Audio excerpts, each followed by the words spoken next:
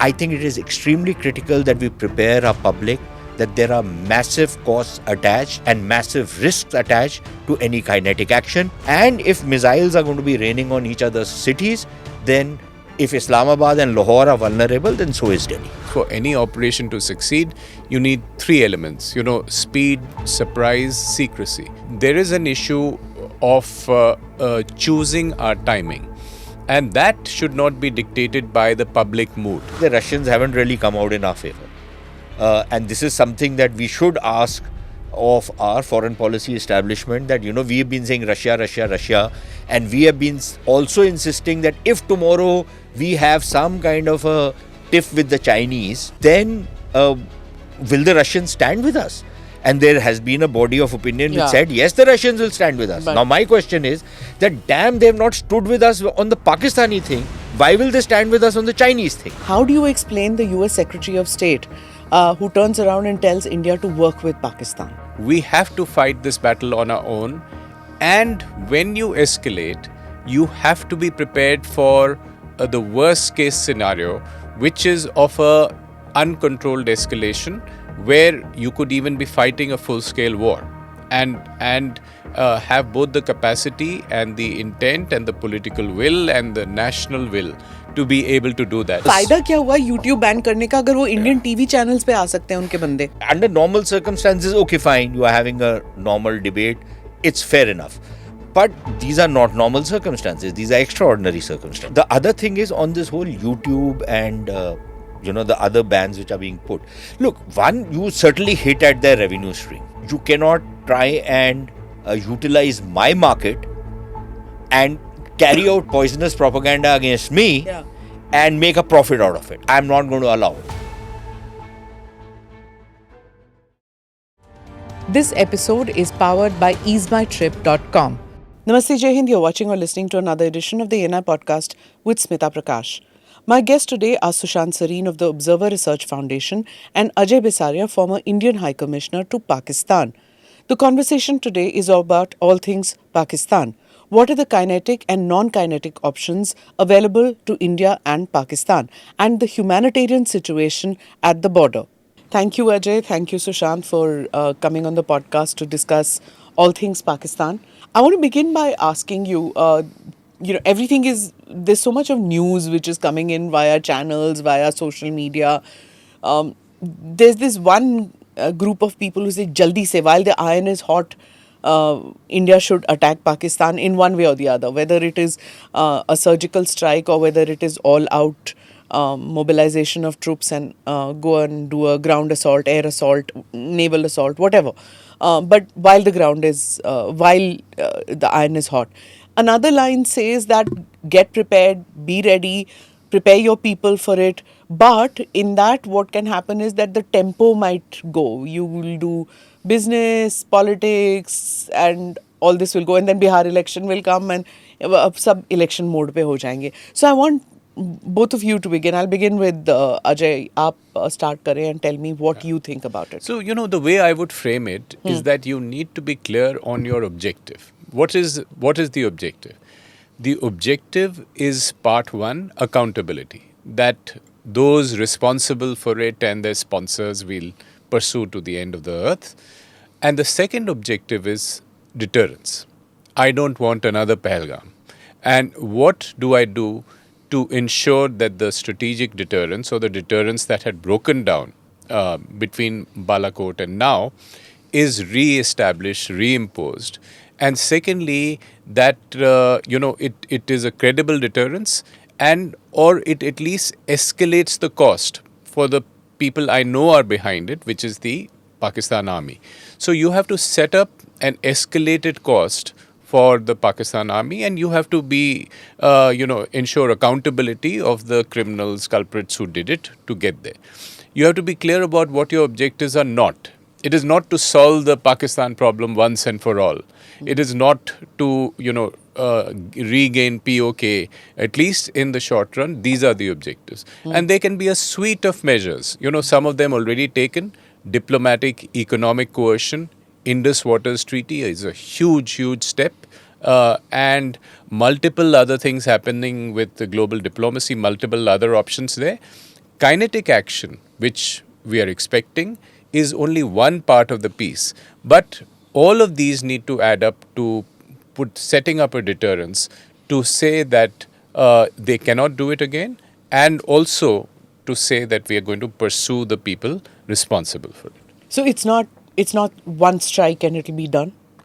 It could be. It could be ground strikes like Uri. It could be air strikes like Balakot. It could be sea strikes this time to make a difference. It could be all of the above.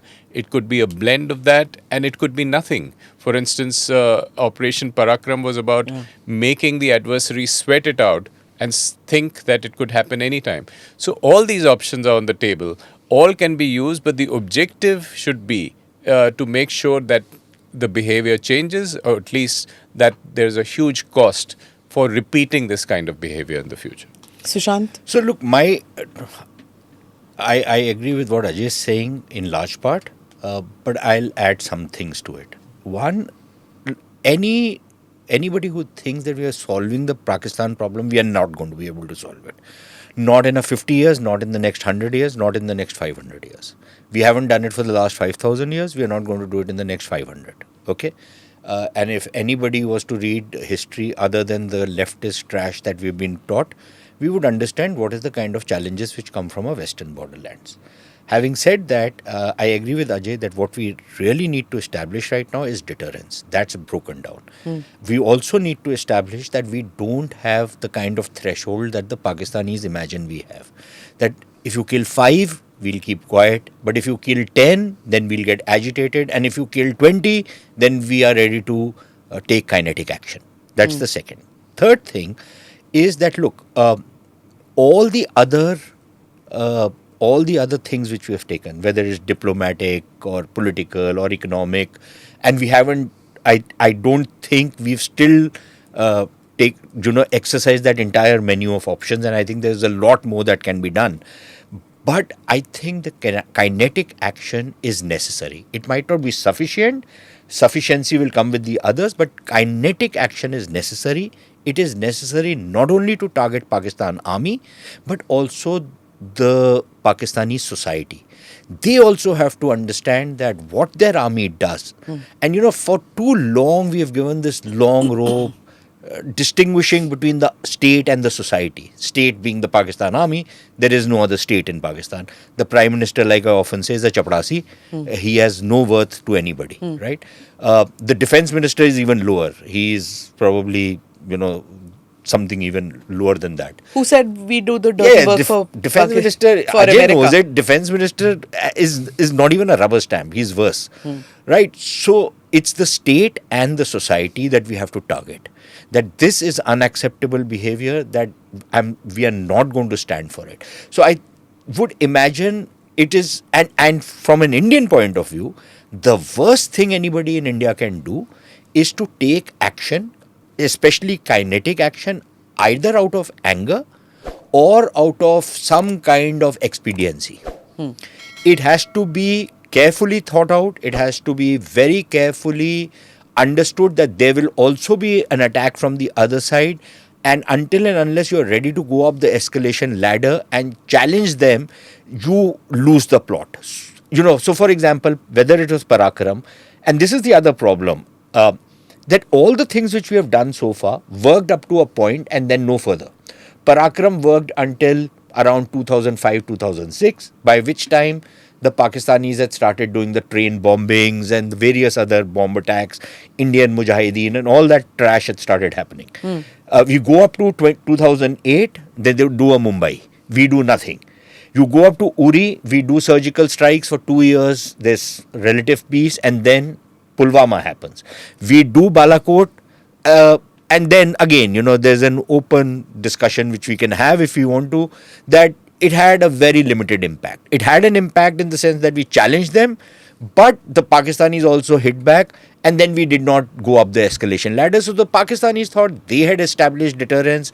We thought we have delivered a message, and there was a limited utility to what had happened. So now we need to break that pattern, and we need to do something much more. What we intend to do, I don't know, but be prepared. And I really find it strange that while I'm all for kinetic action, and I think it is unavoidable if India really wants to make a point, but I think it is extremely critical that until and unless the people on television cameras, either to get TRPs or because they think it makes them popular, retired people, all kinds of other people, who are screaming for some kind of action, I think it is extremely critical that we prepare our public that there are massive costs attached and massive risks attached to any kinetic action. And it's not only the soldier on the front who's going to be fighting this, all of us will have to pay a price in one form or another.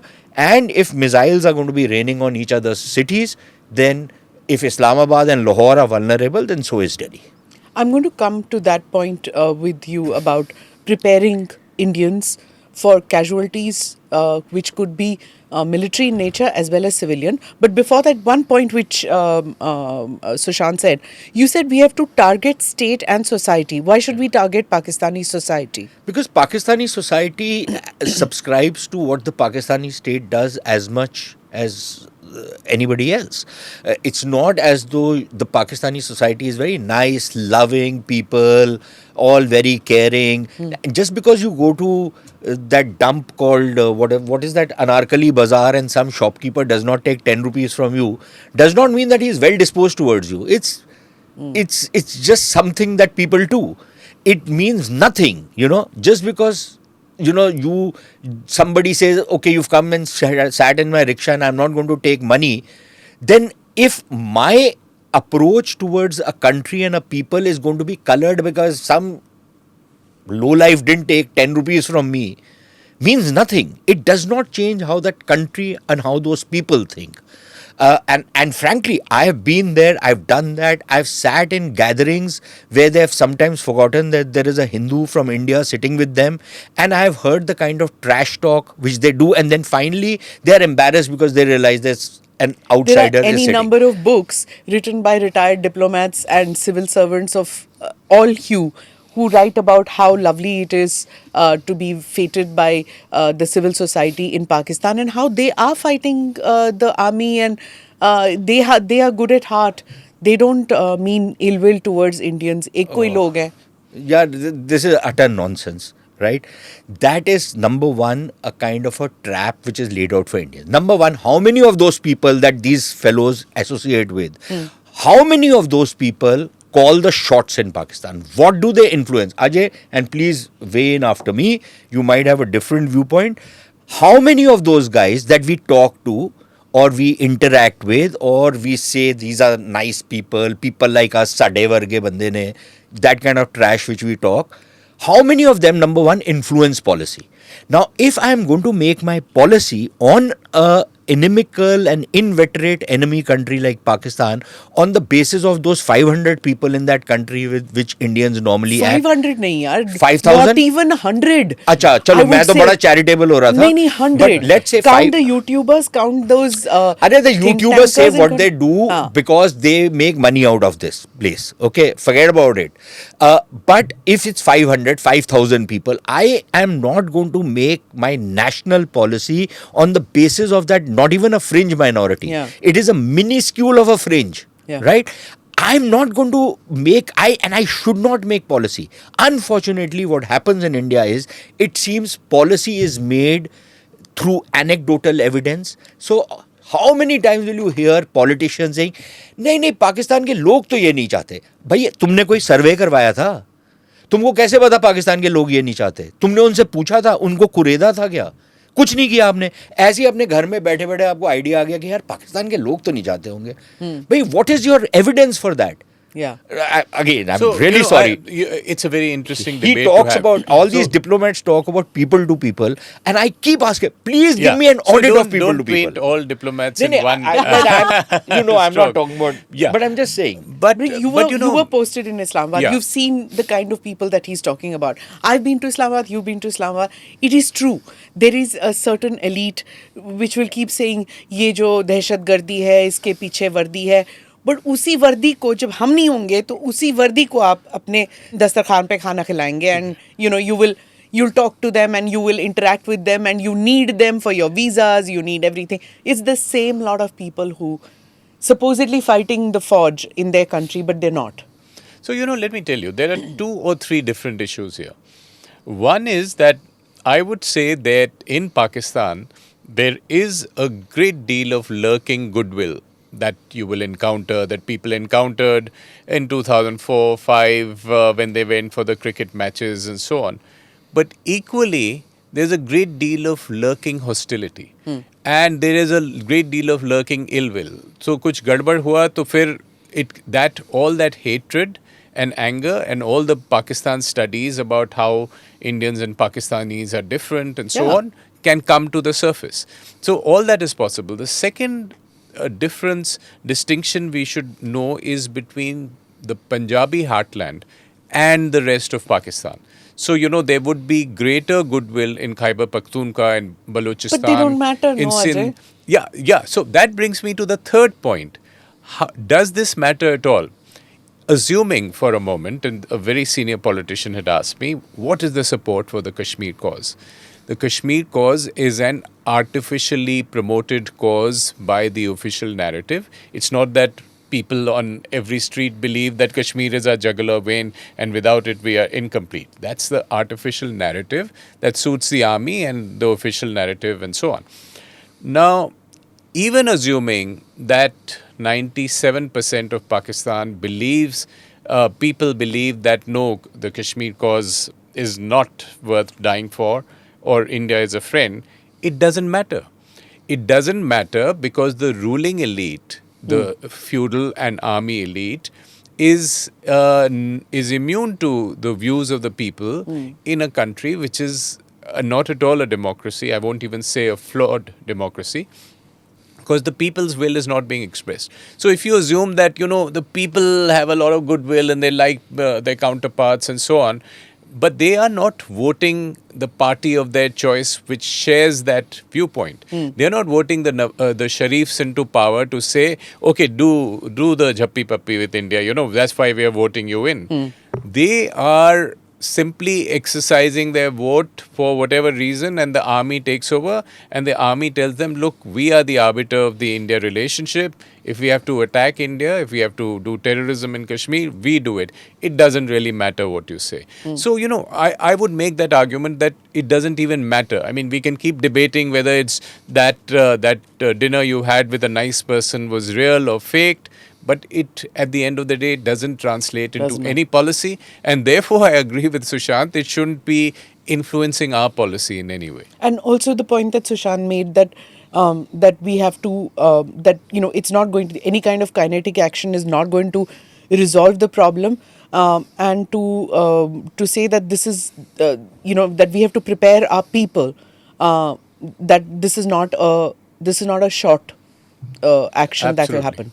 Absolutely. So, I've made the same argument that Sushant has made in the piece I wrote, that kinetic action is essential because setting up deterrence requires kinetic action as an important part of the piece, a necessary, not necessarily sufficient condition, but a necessary part of the mix.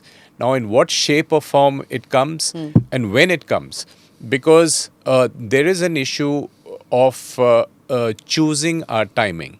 And that should not be dictated by the public mood.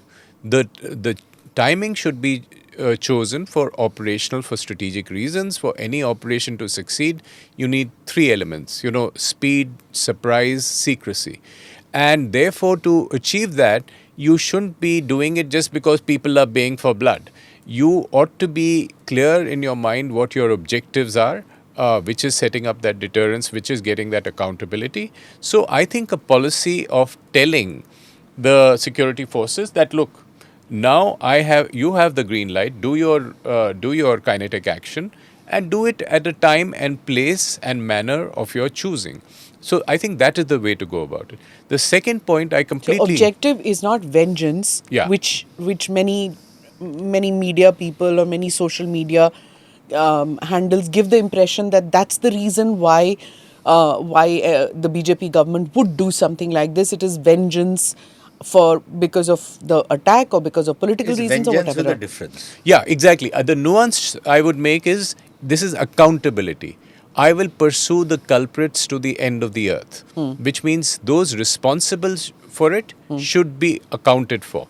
And the second part is that they ensure that they don't do it again. You set up a deterrence there. And the second part of your question, I would agree, is that in this, when we go up this kinetic escalation ladder, it's supposed to have 44 rungs in theory, we can expect a response from the other side. We can expect hurt, casualties on the Indian side. We can expect people being killed, and we need to be prepared for that. Because this is essential to set up deterrence. But of course, we need to be understanding that the security forces or whoever makes those choices will ensure that the damage to oneself is minimum. But there will be and there can be damage. The last two times, Uri and Balakot, was almost fortuitous because Uri, the Pakistani, said, "Oh, nahi, kuch nahi kiya." The Indians haven't even done it. They're lying. Yeah. So that was an off-ramp or de-escalation. In Balakot, it got de-escalated by a series of unintended incidents.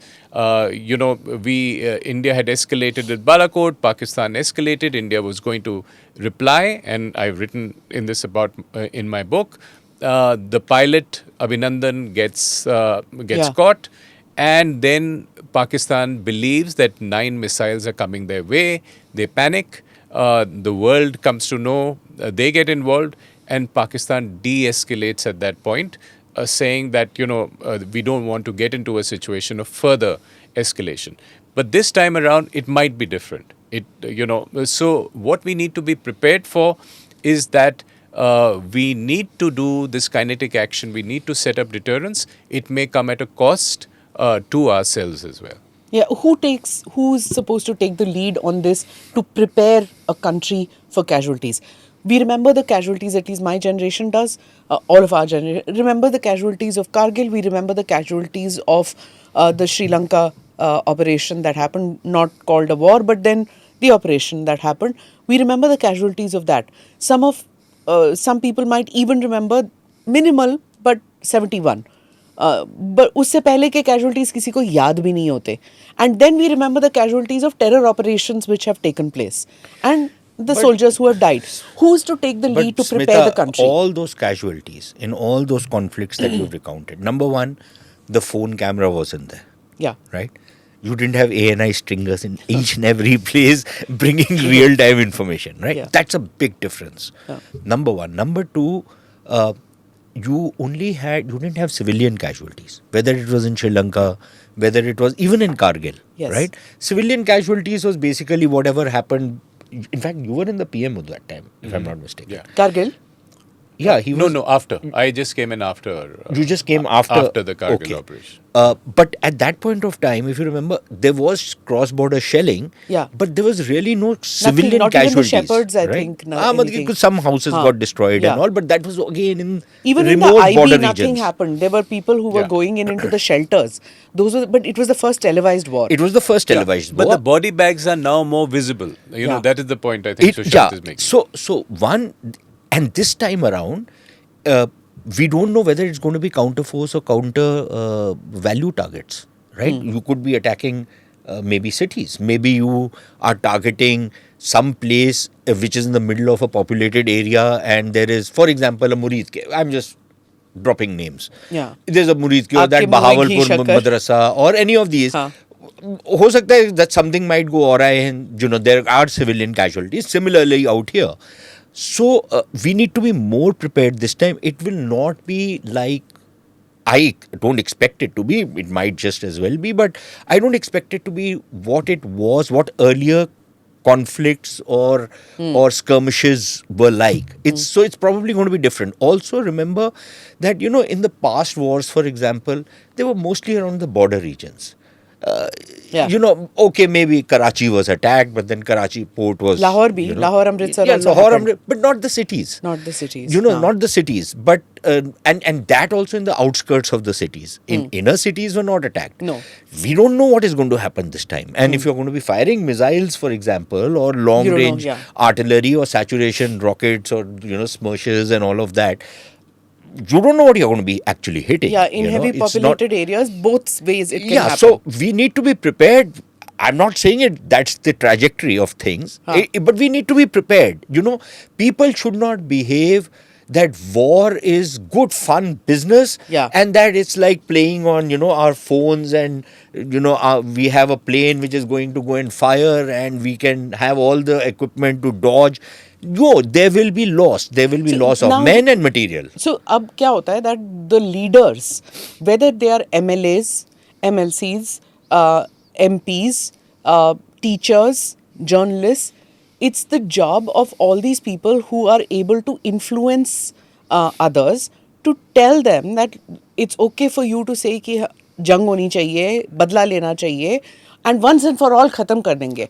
A military action doesn't once and for all खत्म करो militancy. Right? America has learnt it the hard way, and India will also probably learn the hard way कि ये खत्म नहीं होने वाला. As Sushant said, that it's not something that's going to end Pakistan, because Pakistan is like a suicide bomber. वो करता रहेगा. एक generation निकल जाएगा, दूसरा generation निकलेगा.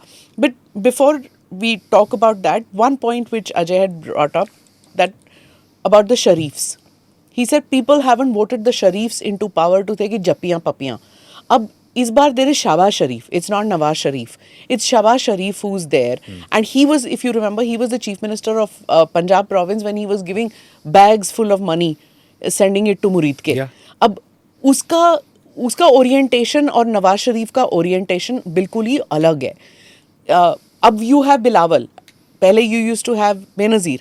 अब ये Bilawal है. He is paying for blood. Is there a difference? How was Benazir any different? Please Still tell me. not. Yeah. I'm So just saying. we remember the Yeah. footage from the 1989-90. Jag Momo Han right? Han. Huh. She was as Yeah.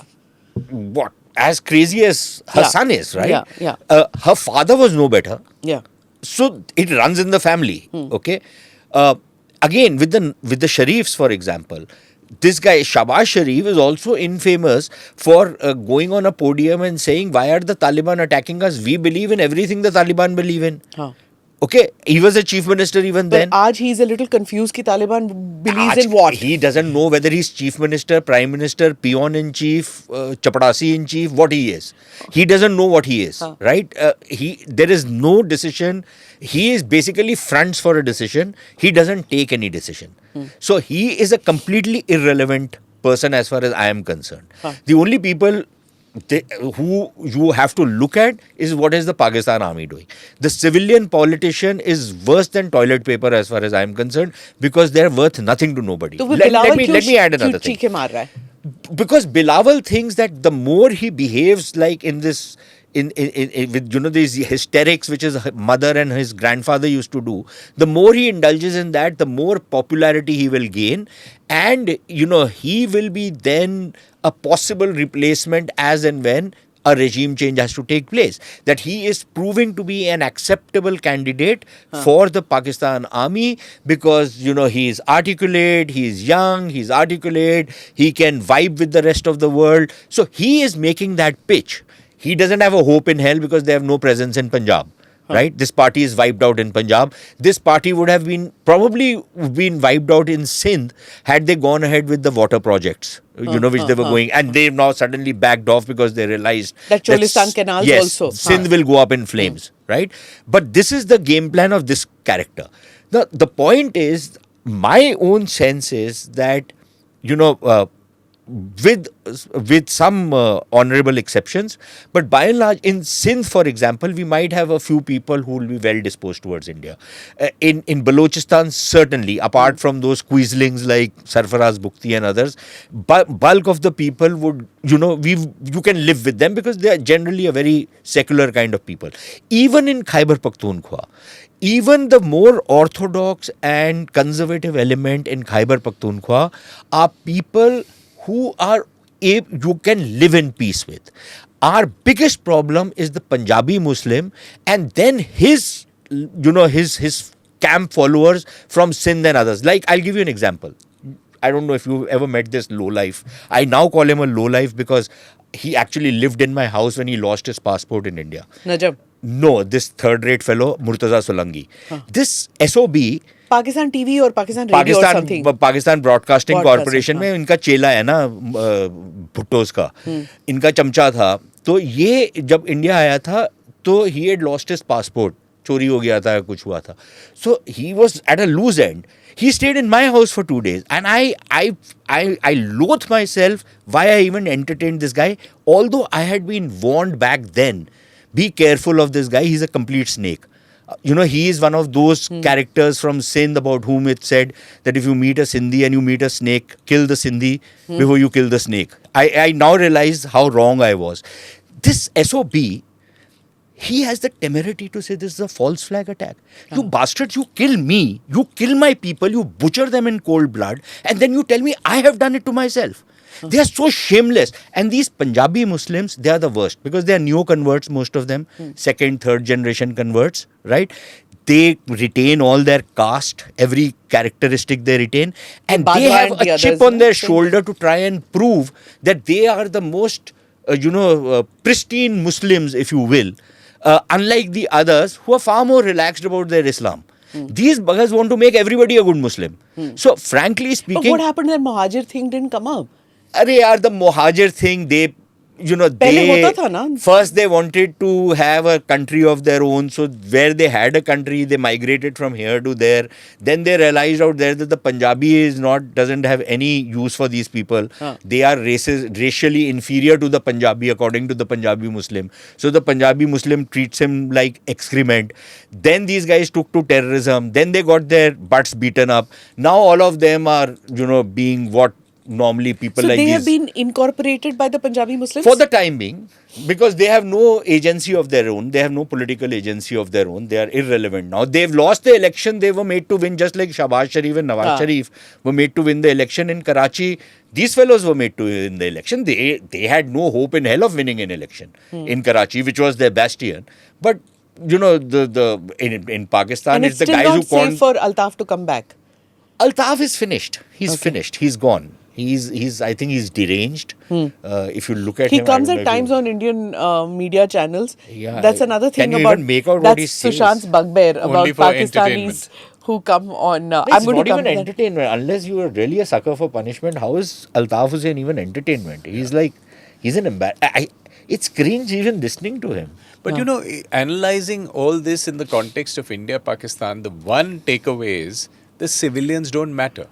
The army is deciding, the army does Pahalgam, the civilians then scramble. The ones in government have to, sort of bumble along and save face, and that's why they're making asses of themselves in global media. Yeah, that guy, the diplomat who comes and does this. Yeah. I couldn't believe my eyes. He's a diplomat. So, but this is exactly what is happening. People did that to you when you were a diplomat and you were under attack and you conducted yourself with such grace. But to think that a Pakistani diplomat can come on a balcony and do this? Yeah. But then think also of their defense minister who goes on television on Sky News and says that, we've done your dirty work, so we've supported terrorism in the past. But each time, this tired narrative, which no one in the world buys, a false flag. That, the Indians have done it for themselves. Just they said that with Chitti Singhpura also. Yeah, so extending... What in Mumbai they said this for 9/11 they said it's the Jewish Jews and the Christians did it to themselves to besmirch Islam, and now they're saying that to besmirch Pakistan's reputation. So they go with these kind of talking points which the army gives them on a global fora. What the foreign minister of Pakistan does standing up in parliament is the resistance front that caused this problem proudly says that we got their name removed from the UN. Now, what he's saying is their narrative is that the resistance front is a local Kashmiri outfit. So why are you defending them in the UN and getting their name removed? Because there's a clear connection they know that will be made between the resistance front, which is already made, and Lashkar-e-Taiba and Lashkar-e-Taiba and the ISI and the government and the army. So Lashkar-e-Taiba, he's asked, the defense minister has asked on television, but don't you have the Lashkar-e-Taiba? He said, no, it's gone. Then what is Hafiz Saeed doing there? Why is Hafiz Saeed coming on television every few days? They said, that outfit is all finished. So, the poor civilians are given these terrible... That these are people who are now agitating politically. So politically we are a democracy. So freedom of speech and expression, that is the excuse for that lowlife Saifullah Kasuri and others. That is the excuse they give. Ki, we are a free country. People can say whatever they want to say. And they're going with these lousy talking points and trying to defend this case and saying it's false flag and so on. So, it's the army is leaving these civilians with no understanding of what is happening, and they have to defend what the army does. You spoke about the defense minister saying that we do the dirty work, saying this to the Americans. We've done the dirty work for the Americans. Then how do you explain the US Secretary of State who turns around and tells India to work with Pakistan? I have a different take on this than the one that is coming in the media. We've had conversations or reported what was reported in the media of Marco Rubio's conversation with Jaishankar and the defense minister's conversation with his counterpart. There was use of restraint, but there was an acknowledgement of terrorism. We've seen this movie before. The same thing happened at Pulwama time. Then Secretary of State Mike Pompeo essentially told India at that time, and the foreign minister was still, at that point, he told India that do what you have to. You will have to do what you have to, but don't let it run away. So what they're essentially saying is, in my view, is that we understand there's been terrorism. We understand you're angry. We understand you have to hit them hard. But don't hit them so hard that after that we don't recover. So I would read... Who doesn't recover? The Pakistanis. The American messages that hit them so that there is a de-escalation. And the way I will frame it is that for both the parties, for India and Pakistan, this escalation is accompanied by a de-escalation impulse. That the planners are thinking of, okay, we'll climb these rungs, we will kill, there'll be a counter, but at some point we have to think of an off-ramp and get out of here. Okay. And in a nuclear situation, and this is true of India, Pakistan, what happens is early in the game, the global players will step in to say, hey guys, don't escalate beyond this point. But there will be complete understanding for India to do the first level of kinetic action. But after that, there will be a move to say, okay, can you please de-escalate because we don't want this running away. Because you see, in the fog of war... And both countries, at some point of time, in spite of civilian casualties or military casualties, if at all it happens, will have the stomach to scale down? They will, in this conflict, have an instinct to try and de-escalate. But... in a fog of war, anything can happen. Things can spiral out of control. So, you don't necessarily control the way it de-escalates. It can be an accident. It can be intentional. When Putin went into Ukraine, it was supposed to be a 3-day in and out operation to send a message. He's there 3.5 years plus. When we had terrorism in Gaza, the Israelis' response, most analysts were saying, oh, this will go on for 10 days and after that, it'll die down and the Israelis will strike back and do it. They're stuck. So, there can be a quagmire, there can be a situation, but this is a new game. Two nuclear powers at it.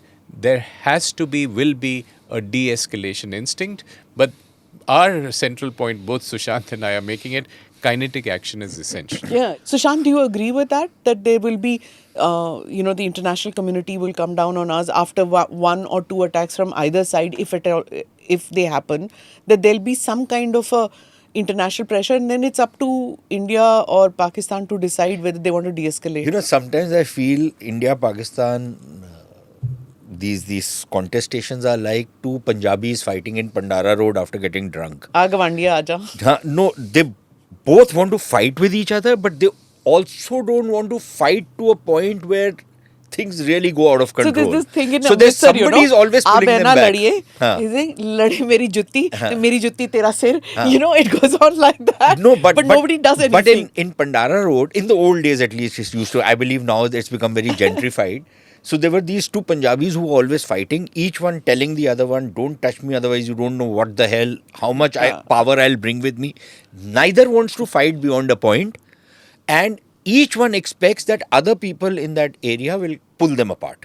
So the fight won't happen too much. Sometimes I think India, Pakistan are behaving like that. One. Secondly, there is the problem in this thing of a off-ramp. And I understand where you are coming from and you know how that logic operates, but purely from a game theoretic point of view, if the Pakistani expectation is, okay, the Indians will do something, okay, it'll hurt us a bit, we'll hurt them back, and that is where it'll all end. Maybe there is, I don't know whether we have established deterrence. I don't know if we have made the point we want to make, and the fact that we will continue to do this if something like this was to happen. And I don't know whether the Pakistanis think that they cannot do it again. So there is that problem in this particular dynamic. Of course, if you start going up the escalation ladder, then again, at what point do you decide that you now need to take an off ramp? And then, national prestige and a whole lot of other things come in. So how are the two sides going to be thinking this thing through of the next steps? I think that is going to be very critical on how the escalation dynamics work. One. Secondly, on this Rubio thing, again, one way of looking at it is the way you said that this was exactly what Pompeo and others had done. That, okay, if you guys need to do something, but make sure it doesn't go out of control. But the other way of looking at it, given how Trump 2.0 has been working over the last few months, is that they are saying that, look, we don't have a dog in this fight. It's your fight against these guys. As Trump says, you've been doing it for 1500 years. You guys know how to handle it. Why should I get into it? It's the same logic which we use at times in Russia, Ukraine, that this is not our war. We are good friends with the Russians. Incidentally, the Russians haven't really come out in our favor. And this is something that we should ask of our foreign policy establishment, that, we have been saying Russia, Russia, Russia. And we have been also insisting that if tomorrow we have some kind of a tiff with the Chinese, which might be sooner than later, considering how the Chinese have behaved, then will the Russians stand with us? And there has been a body of opinion which said, yes, the Russians will stand with us. But now, my question is that, damn, they have not stood with us on the Pakistani thing. Why will they stand with us on the Chinese thing? And the same question can be put to the Americans and the Europeans, but they can then turn around and tell us what happened when we were asking you to side with us on Ukraine. At that point of time, you said you have no dog in the fight. So, personally, I think if we have to do something, then we have to make sure that whatever we are doing on the basis of our own capabilities and capacities, and that we will be able to sustain this if push comes to shove. If our calculation is that, look, we'll do this, then they'll do this, we'll do this, something they will do, and then, the Pandara Road logic will operate, that people will separate us, then don't get into it. So it's important to nuance this. We are already in a conflict, right? Pakistan has taken the first escalatory step, which is attacked, the terrorist attack in Pahalgam. India has taken some non-kinetic responses. Pakistan's had some non-kinetic responses to that. And what we're talking of is that there will be a further kinetic response. Now, as far as global powers are concerned, I share the view that Sushant is saying, is that we are on our own. We have to fight this battle on our own. And when you escalate, you have to be prepared for the worst case scenario, which is of a uncontrolled escalation, where you could even be fighting a full-scale war, and have both the capacity and the intent and the political will and the national will to be able to do that. And that's important. But what I'm arguing is that with the escalation, there will also be a de-escalation instinct, which is that you will say that I have achieved my objectives. Now I'm willing to go softer before I land the second and third and fourth blow. and the world will be there nudging you. And I won't call it mediation. It would be a situation of amplification. The last time the US, UK, Saudi, UAE played a very constructive role in telling the Pakistanis the Indians are angry. You will get 9 missiles which will hit you. Please return the pilot. And the Pakistanis said, yes, we will. And it happened that with dynamic. Kargil, there was General Musharraf. at Kargil that was time. Musharraf. Ajay, how much did that de-escalation at that point of time? And I don't know if substantially the situation in Pakistan has changed, but if you would remember that subsequently Bajwa was heard telling Pakistani journalists that, damn it, we did not even have the preparation for a war. That, we did not have, okay, maybe there was a slight amount of exaggeration in it, but I would imagine that there would have been some substance to what he was saying, that we did not have the wherewithal to sustain any kind of a conflict with India. Do you think that situation has substantially changed from then to now? Because the economic condition has become even worse from what it was in 2019 to what it is now. So I don't know whether that dynamic is operative, one. Second question to you would be that, if you are landed with a situation where you are getting into this kind of a conflict kind of a situation, what is the incentive for the Pakistan army to back off at that point of time? Because if they back off, then Asim Munir is history, and if they don't, then they have to bear a very, very heavy price for what is going to be happening. So how will that work? You see, there are no good answers to this, but what I would say is that we have to trust our security forces, our army. These two armies understand each other very well, and they are gaming each other's behavior. So our army has a good assessment of the capacity, will, and fighting capability of the Pakistan army. So they will want to choose their operation based on those assessments and based on how far they can go. But the only point I'm making is that the risk of kinetic action is also not so high. It isn't necessary that kinetic action becomes a full-scale war, because there could be an attempt on both sides to land those blows, and then after that say that I've achieved my objective and back off. But this is a military decision. The political decision is go ahead and do what you want to or what you have to. The military choice is how far the military wants to go in achieving both those objectives of one, accountability, and two, setting up deterrence for the next time. Dismantling the terror network. Well, dismantling Is that possible? the terror network is a much longer objective. Degrading their capacity to launch more terrorist attacks is a much more longer term issue.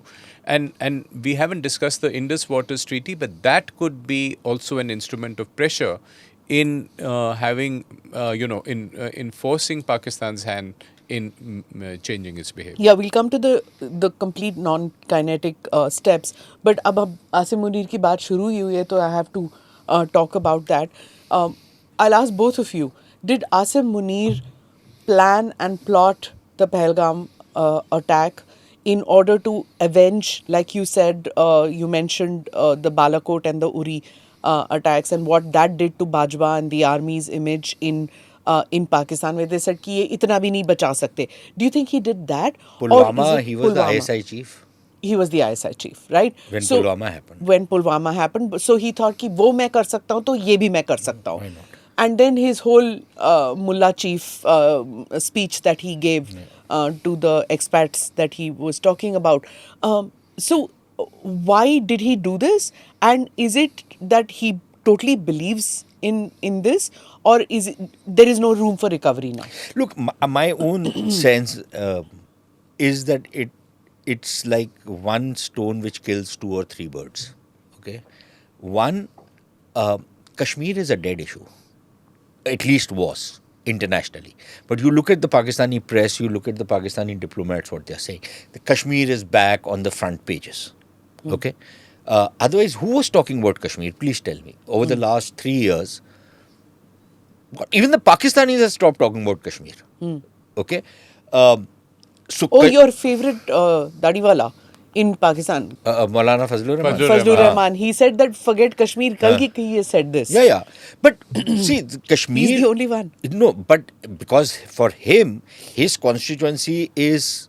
We have to think about... he said we have to think about Afghanistan. Because that is where his areas of interest lie. Yeah, so even at this stage, Fazlu is talking about... So let me tell you this. But Kashmir being a lost cause. Let me give you this story. Way back, and I'm now talking about 98 or 99. I was in Islamabad. I had gone to the PPP headquarters out there, and I think I can now name those people. Shah Mahmood Qureshi was there, Nahid Khan was there, her husband was there, Hussein Haqqani was there. All these guys were there in that room, and we were having a conversation.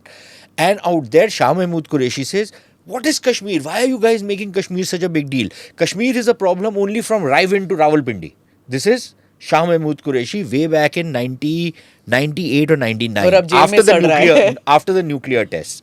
There are people who are saying that if SMQ had been out right now, he would have been able to he was out in 2019. What did he do? Listen, don't take any Pakistani at face value, but I'm just saying it was a quotable quote, Raiwind to Rawalpindi. They're basically saying that this is a Punjab issue. Nobody else gives a damn about it. So when Fazlur Rahman says that I'm more interested in what's happening in Afghanistan and the fact that we've lost control over many districts in Khyber Pakhtunkhwa, that is what is of interest to him, because his own home district of Dera Ismail Khan, the state writ has ceased to exist. So I think that is what the focus is out there. In Balochistan, the focus is completely different. In Sindh, the focus is on water. And of course, we can turn the screws on and off in a couple of years from now. But that is going to be the focus. So this Kashmir obsession is not going to be so much on that count. And also the ISI chief, Asim Malik. He comes in. But look, so one is the motivation was Kashmir. Okay, nobody was talking about it. The second to my mind is this whole thing that the Pakistanis have been carrying out this propaganda for the last 5-6 years now, even longer, that what was happening, or this upsurge in both KP and Balochistan, India is behind it. Ra is behind it. Okay. So they've been blaming Ra. Now, they say Pahalgam is 400 kilometers. So how could anybody come to Pahalgam? But look, Quetta or Kech or Tump or any of these places, that is 1400 kilometers away. How do you expect me to go out there? Okay. Or, in KP, in Dera Ismail Khan. So unless you are saying that the Taliban are sending Indian Ra agent out there, I don't know what you're talking about. So blame the Taliban, don't blame me. Blame the Iranians, don't blame me. Okay, but logic and Pakistani, Punjabi, Muslim don't go together. So the second is that this is payback. And the third, and I would imagine the most important, is the fact that the Pakistan Army's name has been mud for some time. Nobody has a good word to say about Pakistan Army except the hangers-on. And the Pakistan Army, no matter what it tried, politically they were getting no traction. And of course, the puppets which they have, the Shahbaz Sharif and others, no traction whatsoever. They were losing support. Now, nothing rallies people behind an army than a confrontation with India. So I would imagine that has been the third reason, and perhaps as of now the most successful reason. Whether now they've calculated the economic costs of what they're trying to do, the political and diplomatic costs that are not going to go away in a hurry, that they will continue to be extracted. अच्छा, अब इनका attitude वो है जो एक cycle वाले का एक मर्सिडीज वाले के साथ होता है कि मेरी तो साइकिल है, तेरी मर्सिडीज है, so if I hit your Mercedes, you will have to spend maybe 1 lakh of rupees to fix it. मेरी तो साइकिल है, it's just maybe 1,000 rupees. The point is, I have my 1 lakh to fix it. You don't have the 1,000 to fix yours. ठीक है ना? So there is that difference, but the Pakistani mind does not understand, it cannot process. Like Najam Sethi said on his show that, if it's a short war, India and Pakistan are equally eyeball to eyeball. हम लोग कर सकते हैं. पर अगर if it's a long haul situation, हम तो नहीं लड़ सकते इनके Well, he's not an oracle of any sort. फिर हम एक न्यूक्लियर बॉम्ब भेजेंगे, हमको क्या फर्क पड़ता है, हम तो है So he. this is typical Punjabi bluster. Okay, this nonsense which these seti-peti type of people do, bloody low lives. I don't know, was he a friend of yours? He's a real third-rate fellow, anyways. Because he's again one of those false flag attack. Ra did this. You know, these third-rate fellows. अपने बेटे को, he was chasing a former Indian High Commissioner all the time. Please protect my son, keep him in India, give him long-term visa. I don't know if you must be aware of it. I'm sure you don't want to say anything. You're a quintessential diplomat. I am not. But we wouldn't have guessed. These third-rate fellows were looking for, they look for refuge in India. Now suddenly this fellow is turning around and bad-mouthing us. So I don't trust these fellows at all. They're such third-raters. These are the kind of people who will tell you that we are friends, and then stab you in the back. But he was a moderate. Yeah, look, that is all an act. There is nothing called a moderate Punjabi Muslim. There is nothing like that. It's all an act. Have you scratched these people at a point of time? Have you sat in their conversations when they're talking to themselves? I have sat in those conversations when in their moment of madness they forgot that there was a Hindu Punjabi sitting out there who could understand the language. I have sat in conversations with many of these characters.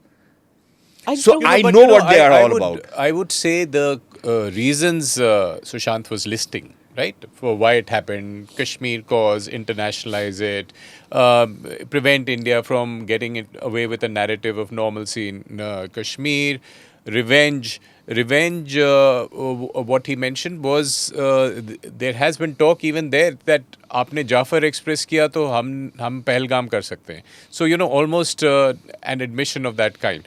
But also the larger dynamic is that when an army chief is internally weak, it helps him to mobilize, to get into a skirmish with India, which he feels helps him mobilize the country around him. So he is completely beleaguered. The army's name is mud. I agree with Sushant, and it's hugely unpopular. The most popular politician they've jailed.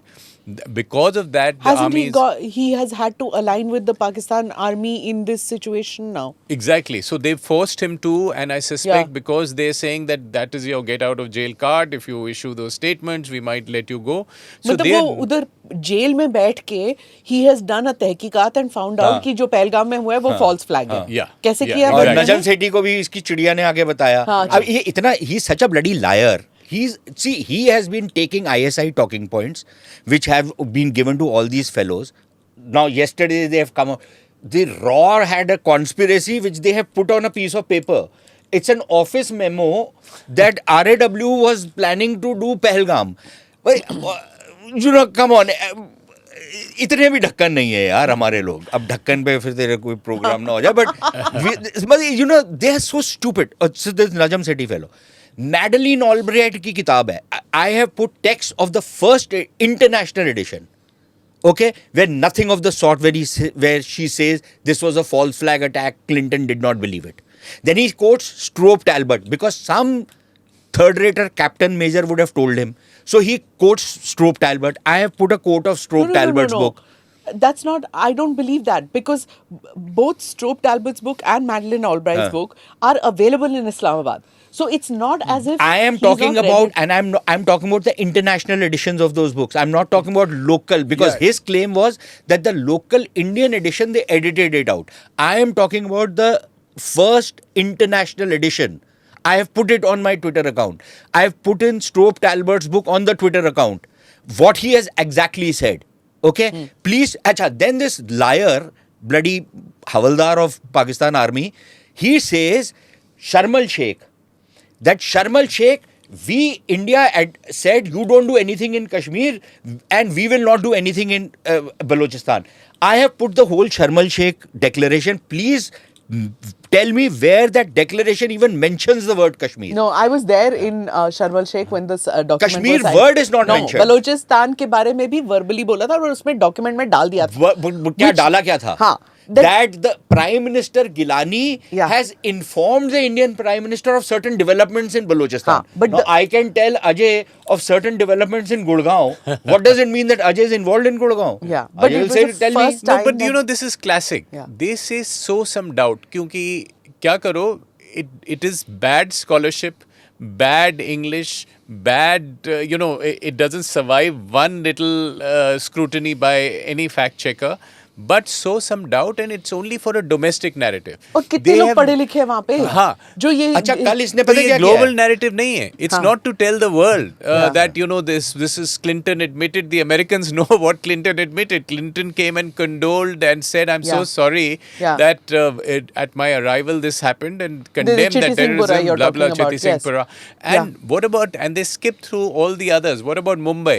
Yeah. Are you also saying Mumbai was false flag? That's what Your they're repeating. former counterpart Abdul Basit, that shameless fellow, says it all the time. Exactly. Unbelievable, So that because the directive has come from ISPR कि सब बोलो false flag. और ये अब मेरे को समझ नहीं आता this Basit, everybody knew when he was a high commissioner out here that he's a snake of the first order. उसके शक्ल में नहीं लिखा हुआ है इज अ स्लाइम नहीं, बॉल शक्ल उसकी छोड़ो। शक्ल पे जैसे लूर हरा होता है And then he, SAS Gilani को मतलब he was fated in Delhi like one god.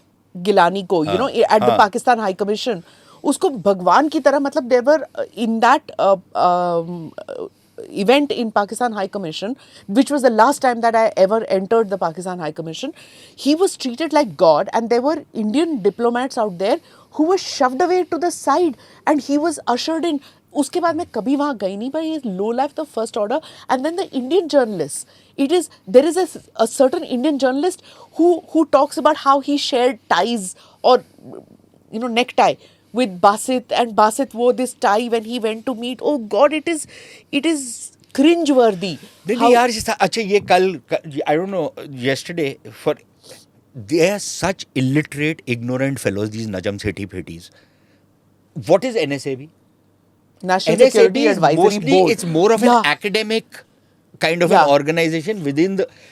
He thinks that this is the think tank which is advising the government what to do. He was such an illiterate, ignorant fellow, this Havaldar of the Pakistan Army. भाई उनको आप visa नहीं देते India आने के लिए बिल्कुल नहीं देना चाहिए इनको, तो इनको इनके परिवार के 15 जनरेशंस को बैन कर देना चाहिए. और सबसे ज्यादा इनकी किताबें इंडिया में बिकती हैं.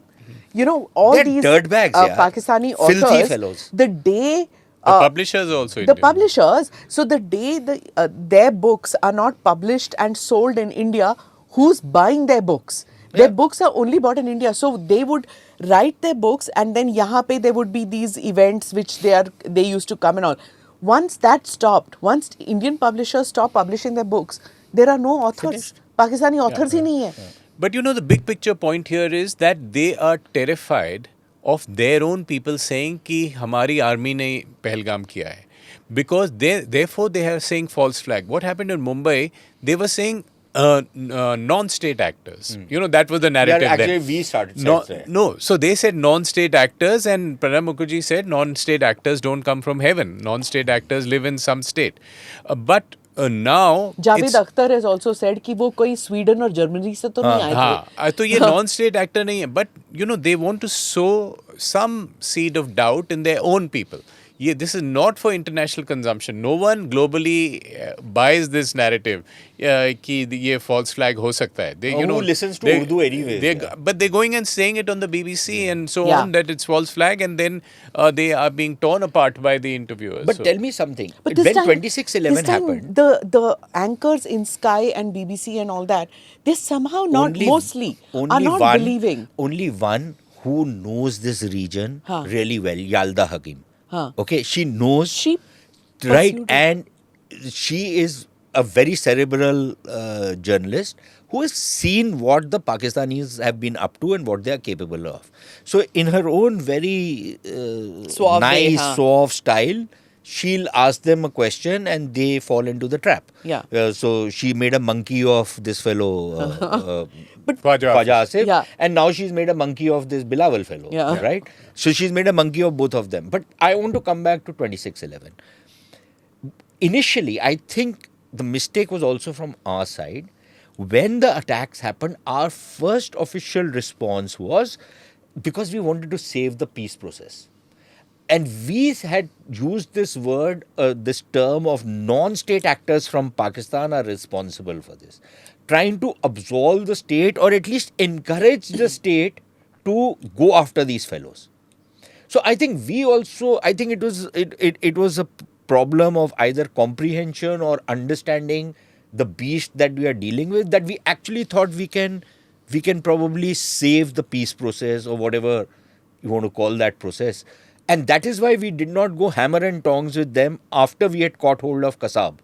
We continued to use that non-state actors, which was a mistake if you ask me. But use the term non-state. we used the actor. term non-state initially. Non-state. But I'm making the point that today they're not even using non-state actors, because now that narrative has gone out of the window.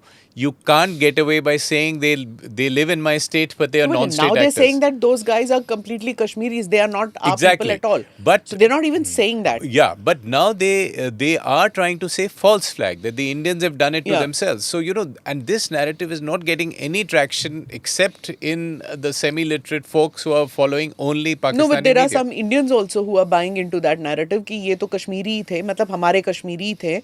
They were not. So, what I'm saying is that in this fog of war, there's so much of disinformation on social media that people tend to believe what they want to believe. I'm going to come to the non-kinetic steps that were taken, Ajay, which you were talking about. Before I come to Indus, I want to talk about this. इसको play करना जरा. This is our. मैं उड़ीसा आया हूँ इस time. Orissa आए हम. तो पाकिस्तान कहाँ कर रहे हैं? पाकिस्तान रावलपिंडी इस्लामाबाद. तो क्या क्यों भेज रहे हैं, आपको क्या बताया? देखिए, कुछ नहीं कह सकते. मेरे इस टाइम पे जो मेरा थॉट प्रोसेस बिल्कुल काम नहीं कर रहा. मैं टोटली ब्लैंक हो गया हूँ. अभी मैं करंटली मैं परसू कर रहा हूँ अपना बैचलर्स इन कंप्यूटर साइंस. मेरा फाइनल सेमेस्टर चल रहा है. जून में मेरे एग्जाम्स थे, तो मेरे कुछ और प्लान्स थे कि एग्जाम्स खत्म करके मैं जॉब्स के लिए, इंटरव्यू के लिए मैं प्रिपेयर कर रहा था. लेकिन अचानक से जब सब चीज होना, ठीक है, ये बहुत अफेक्ट करती है. तो मेरा इस टाइम थॉट प्रोसेस बिल्कुल डिस्टर्ब हो गया है. ठीक है, मेरे को नहीं पता रिएक्ट कैसे करना है, क्या है क्या नहीं. अब जो चीज वहां पे हुई, किसने करी, क्या है क्या नहीं, वो किसका हक बनता है? एजेंसीज का हक बनता है उनको अच्छे से रिसर्च करके डीप उनका वो एनालाइज करके उनका आउटपुट देना. हम तो उसमें कुछ नहीं कर सकते ना. हाँ, हमें रिपोर्ट किया, हमें फोन किया था नीचे पुलिस स्टेशन उड़ी से, बोला कि आप आ जाओ नीचे थाने में. तो हम लोग आगे सीधा, हम लोग वहाँ जी यहाँ का नहीं बना हुआ हमारा पासपोर्ट. हम ऐसे पाकिस्तानी नेशनल्स वहाँ से पासपोर्ट अप्लाई करके थ्रू लीगल तरीके से आए थे हम. ठीक है, हम यहाँ पे 17 सालों से, हम 2008 में आए थे, 24/11/2008 में. तो हमने विद इन 15 डेज यहाँ पे आते ही हमने वीजा स्टे करवाया था. तो उस टाइम पे स्टेटहुड भी था. ठीक है, तो इनका अपना ये था. तो उसके बाद अचानक से जब चीज होना समझ नहीं आ रही कैसे करेंगे. सरकार से मैं यही अपील करूंगा. देखो, सबसे पहले तो प्रैक्टिकली होकर सोचा जाए. ठीक है, सबसे पहले ये सरकार से मैं अपील करूंगा कि आप कुछ टाइम की मोहलत दे दें, कुछ हल निकालें, कुछ टाइम की मोहलत दे दें. अब जो फैमिलीज यहाँ पे पिछले 20-30 सालों से रह रही हैं, हमने वोट भी कास्ट किया, हमारे हर एक डॉक्यूमेंट्स यहाँ के बने, आधार कार्ड है, इलेक्शन कार्ड है. ये, I mean, there are so many things. We have, several dozens of these interviews which we had done. It was an eye opener even for journalists. It wasn't just, हम लोग सोचते हैं कुछ लोग हैं. No, there are hundreds of people like this. He came 26/11/2008. Yeah. 26/11/2008. He came to India. And he's been living 17 years. And no questions asked. And he's voted. And he says तब यहाँ पे state government था. So state government does not give him the right to vote if he is holding a Pakistani No, so passport. obviously somebody has who messed up. There are so many cases like this.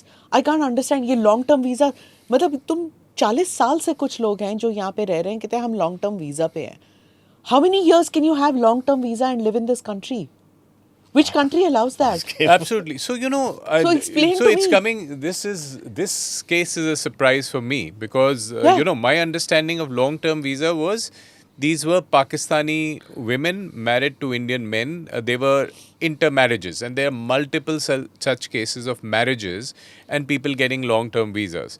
So, how such a person would get a visa and come and vote, this is something we need to look at very carefully, because, I thought every sort of case is vetted by the Home Ministry very, very carefully before a long-term visa is given. So this puzzles me. I don't know. But this where is it comes also to do with a problem which has been there. It has not really come out big time, But these are manifestations of that problem, which is that since we say that the entire POK is a part of India, there is, I'm not entirely Some grey sure area, of it. हाँ. There is a grey area where there is a kind of a right to return. पर ये तो पिंडी से आया ही saying. नहीं, but हो सकता है फ्रॉम कश्मीरी उसका हो ना, एक्सट्रैक्शन का. बहुत सारे कश्मीरी तो अब ये उरी में सारे रहता तो, है. हाँ, okay. उरी से मतलब कि जो नॉर्मल वो होता था कि वो रावलपिंडी में जाके सेटल हो जाते थे या लाहौर में हो जाते थे. तो there is a lot of people who will have gone from, basically they belong to some part of PoK and they have gone to that side and now this guy is come to But Uri. फिर वो neutralise citizen हो जाना चाहिए था. तो मतलब 17 साल. वो है ही नहीं. Whose fault is it? Is it our Ministry of Home Affairs which keeps giving long-term visa but will not make them naturalized citizens? How? What is this process?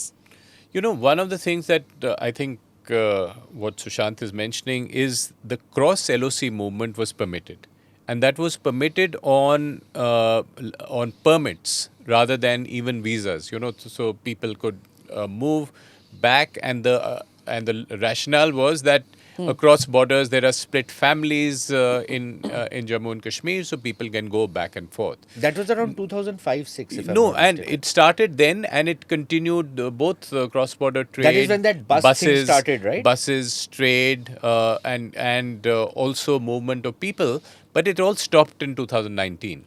So it's all been stopped for review of the security kind of conditions there.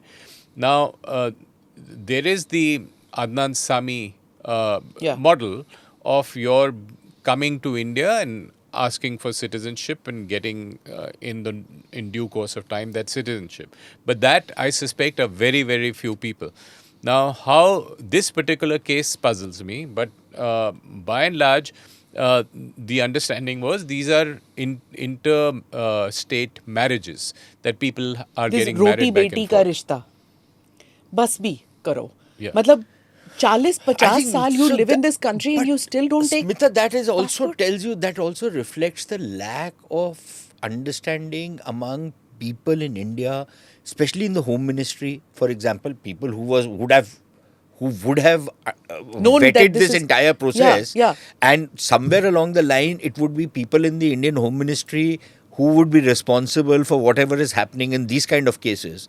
How come you are so dumb that you don't know what is the long-term implication of something like this? And this is these only are people now. who have not You know- changed their passports. They've not even applied for Indian citizenship. Huh. Right? They continues to hold a No, Pakistani that we don't passport, know. and he has a sense of entitlement. कि यार मुझे क्यों निकाल रहे हो? मेरे पास पाकिस्तानी ये passport हमें है. नहीं पता whether He says I came on a No, Pakistani ये तो passport. ठीक है, but what I'm saying is that all these women especially Yeah. जो उधर से शादी करके यहाँ पे आई हैं, Most ससुराल of them उधर have है held और यहाँ पे mothers So they are all with Pakistani passports. But the point is that, and now Pakistan is saying कि हम तुमको वापस नहीं लेंगे, ठीक है? अब the point is that maybe they have applied and it's not happened. That's also possible, also which we possible. don't know the details as yet. कि application, because Home Ministry has not yet come out with this data of how many of these Pakistani passport holders on long-term visas have applied and their cases have been on pending basis. We still don't यार know. ये तो फिर भी कुछ हजार या कुछ लाख होंगे. Let's talk about the Bangladeshi situation. हाँ. If we talk, I mean, this is only one side of वो तो अब our. सरकार बनाते हैं. They make governments in states. So now this is all the more reason why NRC should be brought about. Which country in the world doesn't have a registry of its own? Pakistan has it. Yes, everybody has it, yaar. We don't have it. And these Pakistanis have been deporting these Afghans who've lived for 40-50 years. They've been deporting them mercilessly. Nobody says anything about that. God forbid you were to start doing it to the Bangladeshis here, and suddenly all hell is going to, break loose. No. And then what do you do if the country doesn't take them back? You push them across. Then what happens? Are they put in a camp? What is the... No, so we've seen this phenomenon in the US, US-Mexico border. They were trying to send them. Sending back illegal immigrants is not very hard. complex situation, yeah. but it is based on a certain process. You have to Yeah. verify, Yeah. you have to check. And what it means is that we must be reviewing all our borders and all our border processes, because we want the right people to come in and the wrong people to be out. Yeah. And but there are also illegal crossings and so on. There are crossings from a porous Nepal border. So multiple things are happening. Ajay, what happens that, for example, now we are saying we are deporting these guys, okay? The Pakistanis refuse to accept. What is the option? And tell me if I'm wrong. One option is that we say, okay, fine, we have a fence, and then there's a no man's land kind of a deal. We'll push these people out there, and we will not allow them to come back. Okay, it's a humanitarian disaster, but this is a humanitarian disaster of the Pakistani making. We are not responsible for it. These are not our citizens. Pakistani citizens, they need to take them. We are ready to share their papers, everything, we'll give it to them. Can we or can we not do that? No, so this is a process. Exactly what is happening, and we are discussing with the Americans, right? We are getting illegal immigrants from the US, which is saying these are your citizens, take them back. How are we doing that? We are saying there's a process. We'll go through the process, give us consular access. We will go and verify Whether if they are indeed our our citizens. citizens. They may be citizens of another country, You're and talking you're about a pushing it. huge, complex situation So now. we have to at least start. We Yeah, have to we have to first start. map them, get the numbers, Yeah. and then start a process.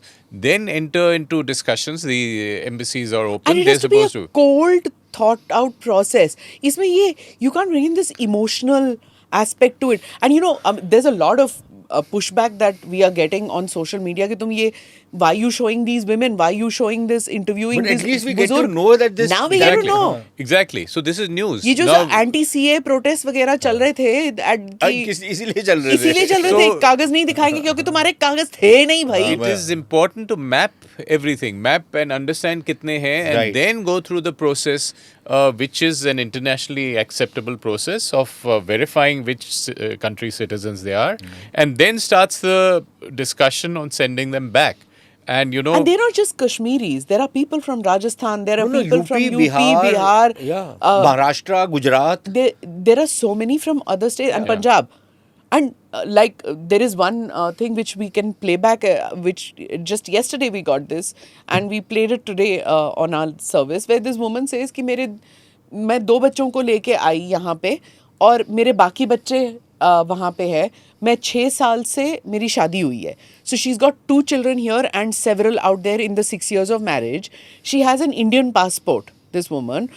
So the children are Pakistani passport holders. अब वो उसको आने नहीं दे रहे. Now she will have to hand over her 2 children to her husband who's on the other side if he has come to pick up his children. He already saddled with a couple of children If there. he hasn't taken another wife already. So he has to take those 2 children. Now she will be stuck out here जो अपने ailing mother, everybody is come to meet ailing mother supposedly. Ailing mother को मिलने आई है. अब वो ना उस पार जा सकती है ना इस पार जा सकती है. पहली बात तो 6 साल पहले, which means you knew the situation in between India and Pakistan. Which parent is getting their kids married 6 साल पहले? I understand 15, 20, 40 साल पहले बुजुर्ग आए हैं. They're saying कि 40 साल से तो हमारी शादी हुई है. Yeah, that I kind of figure out. But ये 6 साल में you don't know what has been happening. Why are you sending your daughters to that country? Yeah. Pakistan में शादी होके गई हूँ कराची में, और यही दिल्ली की रहने वाली हूँ. मैं अपनी माँ से यहाँ मिलने आई थी. उनकी तबीयत बहुत खराब थी. जब फादर की डेथ हुई मैं तब भी नहीं आ सकी. मैं 6 साल बाद अब अपनी माँ से मिलने आई थी, तो मुझे इस तरह से जाना पड़ रहा है. लेकिन अब भी ये लोग मना कर रहे हैं, जाने नहीं दे रहे. अब आप बताएं, एक औरत का सिर्फ परिवार होता है, उसके बच्चे होते हैं, वही उसकी फैमिली होती है. उसके अलावा कोई और उसका नहीं होता. या फिर जब शादी हो जाती है तो कोई भाई बहन या माँ कुछ नहीं होता. वो घर से आप यहाँ आ रहे हैं, कब से आ रहे हैं यहाँ जाने के लिए, और कहा अब क्या कहा? अभी 2 दिन से हम यहाँ आ रहे हैं. कल भी हम यहाँ सुबह 6 बजे के आए हुए. हमारे छोटे छोटे बच्चे ये भी परेशान हो रहे हैं कि इनको भी जाना है, हमें जाना है. हर हाल में आज लाजमी जाना है यहाँ से. हमें इजाजत दिलवाएं आप लोग. उन्होंने पाकिस्तानियों को अलाउ किया है कि उन्होंने एक्सेप्ट किया कि जिनके पाकिस्तान पासपोर्ट है उनको भेजा जाए. आपके बच्चों के पाकिस्तान पर आप इंडियन पासपोर्ट. मैं अपने बच्चों को नहीं जाने दूंगी मेरे बगैर. जी, मुझे मेरे बच्चों के साथ जाना है. मेरे वहाँ पर भी मेरे बच्चे हैं. मेरे बच्चे बहुत रो रहे हैं, बहुत परेशान हैं, बहुत रो रहे हैं. वो वीडियो कॉल्स पे, मम्मा कब आओगे, मुझे मेरी फैमिली से मिला दें. हुकूमत से मेरी गुजारिश है कि मुझे मेरी फैमिली से मिला दें. मेरी बच्चे, मेरी 2 बच्चियां हैं वहाँ पर, मेरी बेटियां हैं, मेरा एक बेटा है. मुझे जाना है. मुझे Huh. So now this is the problem where she can is go an to Indian Dubai. passport holder. The children she doesn't want to send. अब ये this is not the problem, मुझे कुछ नहीं पता, मुझे जानना है. अब वो लोग तुमको अंदर नहीं आने दे रहे, this is not India's problem. वो हुकूमत मुझे, अब कौन सी हुकूमत, उस मुल्क की हुकूमत ना, हमारी तो नहीं है. Right. We are saying go, but it's there. We can't stop her from going, can we? No. If she has a visa, but if the border at Wagah is closed, she'll have to take a flight to Dubai and go from that route. Yeah. So whatever the situation now, they have to leave the country. Now I just I can't fathom the number of people who we had no clue. I think the government was right in saying that we need to have an NRC.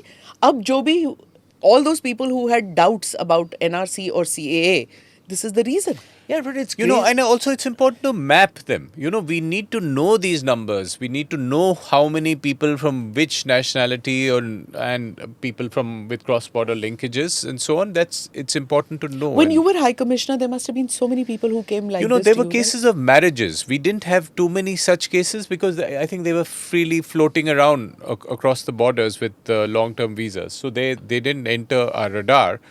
But there were cases of marriages and people wanting to attend marriages and so on, and intermarriages continue because there are people-to-people links that continue. So we'll have to review, get the numbers, and then make these choices. Make these hard choices. This people-to-people, I understand this, but as a non-Punjabi, I can't get this. Frankly, this. Or you are a Punjabi. I don't get this thing of people to. If it is war, if it's dushman mulk, then it's dushman. There is no people to people, bhai. Yeah, this whole, pardon my saying this, but this whole people to people thing is the figment of the imagination of some of our diplomats who have somehow convinced themselves that this people to people thing can work. And my question always has been that no amount of people to people, this dialogue that you promote will ever replicate what existed pre-1947. If that didn't stop the massacres, you think this will stop? Yeah. So please perish the thought. Understand the kind of people you are dealing with. I think, this failure in the Indian mind to have Shatru Bodh, to understand the enemy, to understand where the enemy comes from, how he thinks, what motivates him, what drives him, what maniacal obsessions he has. It's the complete, because whenever we start thinking, he's a person like me, he's not a person like me, yaar. Even the Kashmiris kind of figure out, those who see it. Like I've interviewed, just 2 episodes back, we had Bilal Lone, Abdul Ghani Lone's son. I've interviewed Sajjad, his younger brother. I've interviewed both of them. Now, Sajjad's father-in-law was Amanullah Khan, right? And when the father was killed, and he was killed by Pakistanis, Abdul Ghani Lone, he was the moderate element of the Hurriyat. So when Abdul Ghani Lone was killed, the sons and the daughter, they knew that Pakistanis have killed. Now, the thing is that Sajjad kept the links alive because father-in-law, his wife is a Pakistani, right? So थोड़े बहुत तो links थे, but he himself says कि it lasts for a couple of years. He says पहले होता था कि हाँ भाई, you're a Kashmiri, you're disputed, हाँ joke, you're up, तुम तो हमारे हो, So it continues for some time. After a while, he says it just corrodes your brain. You tend to think मैं हूँ कौन? And now in the assembly, he made such a passionate speech about Pahalgam. They totally understand. Bilal Lone said the same thing. He says, when my father died, he says, I see myself as a bad son. I didn't live up to what my father expected But of when him. the father died, I don't know if you remember that, there's a very famous clip when the father died, and there was, I don't think it was the namaz-e-janaza, but I think the body was there, and the mourning was happening. And I very vividly remember it was Sajjad who got up and he burst out. About the ISI killing his father and the people who killed, and if I'm not mistaken, he asked this fellow Gilani to buzz off from there. He was thrown out. Bilal, on the other hand, Bilal has never met with Gilani also. Bilal was in the Gilani Hurriyat. No, he was with Mirwais. वो एक साथ ही थे, चट्टी बट्टी थे यार, उसके बाद में हुए थे अलग अलग. उसके बाद Anyway, अलग-अलग हुए थे. What I'm trying to say Much, is much that later. they flirt with militancy to some Yeah. extent because एक तो ना सड़कों पे जाना है, as they say, कि if you need to go into the streets or in that era of the 90s, if you needed to go into the streets, you needed to say something in favor of Azadi. So Otherwise nobody you would bump could- you off. Nobody would bump you off. And your father has just been bumped off. So some of their posturing was also for sheer survival. Yeah, but right? after But not Sajjad said anymore. it initially, within a day, he had to backtrack it. So, he has paid the price Yeah. hell of a lot from both sides. Now, what I am saying is that what we saw in Kashmir post Pahalgam, where organically people came out into the streets, there is a certain allergy that Sushant has with candlelight and protests. I guess even I don't believe in it. But when I saw that, how people came out, even अगर जाती मुफाद के लिए जो लोग कहते हैं कि यहाँ it's tourism and it's going to hit them and all. Yet tourism is what, 12% or 15% of their economy? No, It's but not that. even if It it's hit. Zati Mafad, if their personal interest is attached to India, Yeah. then I don't have a problem with that. So, Smita, I think we could frame this debate in a larger context, right? Okay. What we are talking of right now is a conflict situation between India and Pakistan. What the Indian Just to leadership, interrupt, sorry, yeah. I just brought this up simply to say that if Pakistan is planning ground force, in Kashmir, they're not going to get a fertile ground in Kashmir. That's why I brought absolutely. it out. That is a completely valid point, and that's a separate argument. That in 6 years, Kashmir has changed dramatically, right? And there is a whole sea change in views, the healing, the democracy which is going on. But I'm talking now of a conflict situation and the political and military leadership taking a bunch of national security decisions.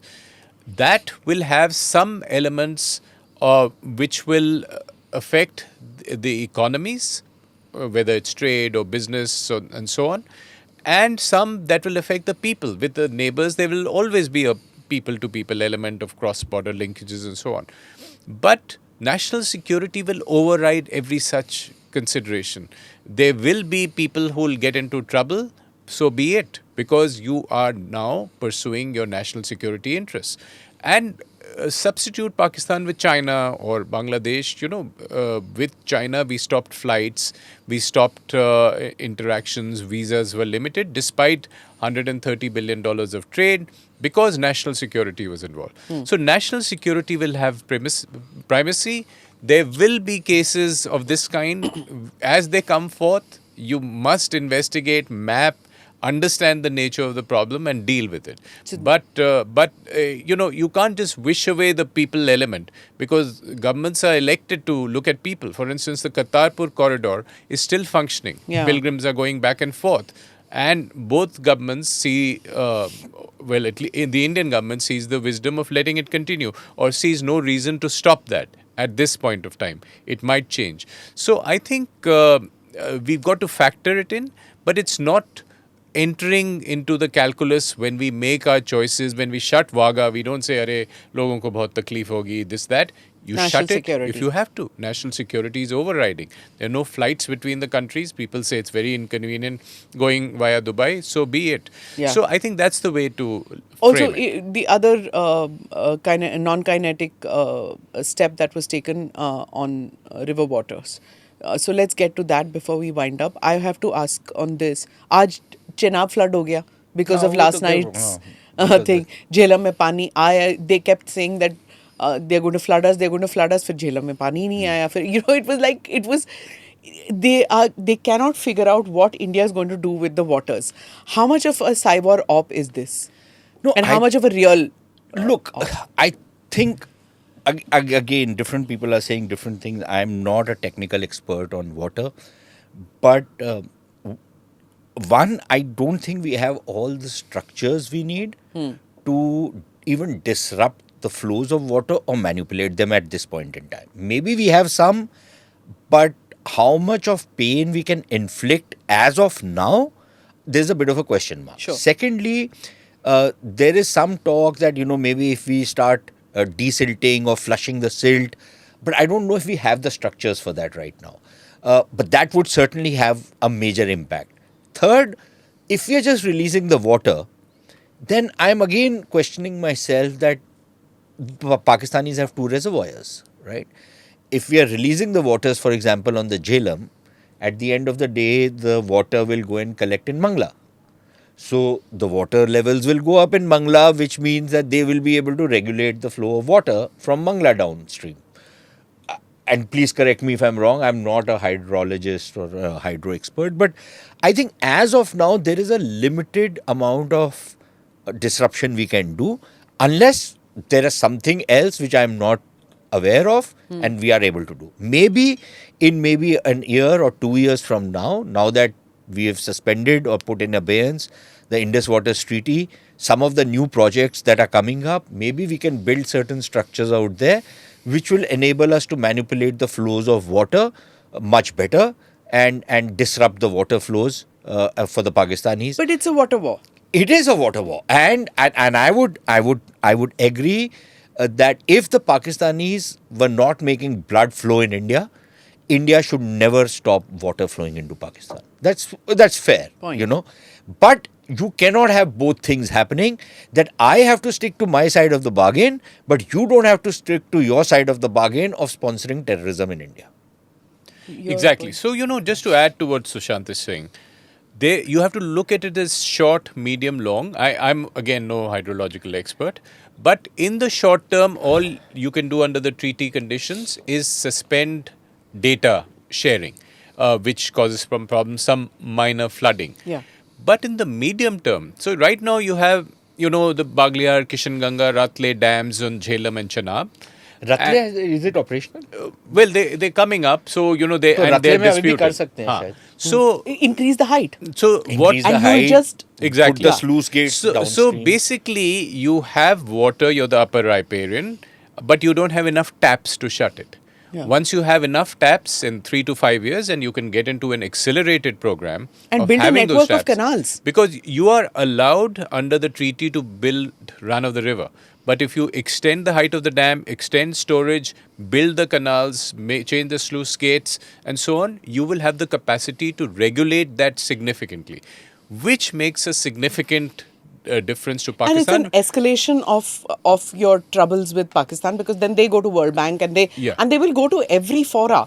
Like when I said that they'll go to ICJ, the problem is, even if they go to the International Court of Justice, which is not a party to this dispute, they never kept to the Simla Accord. Yeah. They went to all international So this is why they call it an act of war, because this is a serious move, because you haven't made this move for 65 years despite 3 wars, multiple terrorist attacks and so on, but now you've made it.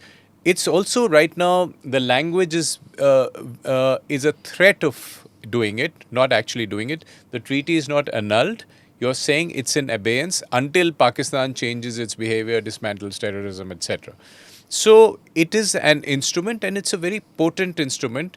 Again, part of the larger deterrence attempt to say that, look, if you continue doing this or if you try this again, I can stop your waters. Maybe I won't stop them because I will have the taps. But maybe I'll start turning off the taps in 2-3 years. And so this is a longer game.